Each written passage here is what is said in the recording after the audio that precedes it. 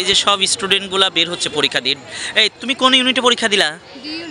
D ইউনিটে। তোমার পাশে তো মা, তোমার মায়েরও হাসি তোমারও হাসি মুখে। পরীক্ষা কি ভালো না খারাপ হয়েছে?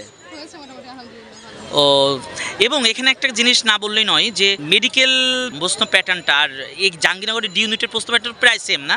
জি, কিন্তু জাহাঙ্গীরনগরে কেমিস্ট্রিটা বেশ বেসিক থেকে কোশ্চেন আসে। বেসিক থেকে ক্লিয়ার না হলে পারা যায় না। ও, বেসিকের জন্য তুমি পড়াশোনা কি ফার্স্ট ইয়ার থেকে করছিলা?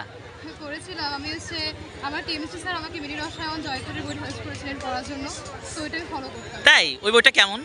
বইটা বেশ ভালো গোছানো, মানে প্যাটার্নগুলো গোছানো, তো পড়তে ইজি হয়, মনেও রাখা যায়। মানে এটা ফার্স্ট ইয়ারে পড়েছিলা, সেকেন্ড ইয়ারে পড়েছিলা, আজকে এখানে পরীক্ষা দিলা, এখানেও কি বেসিক আসছে আজকে?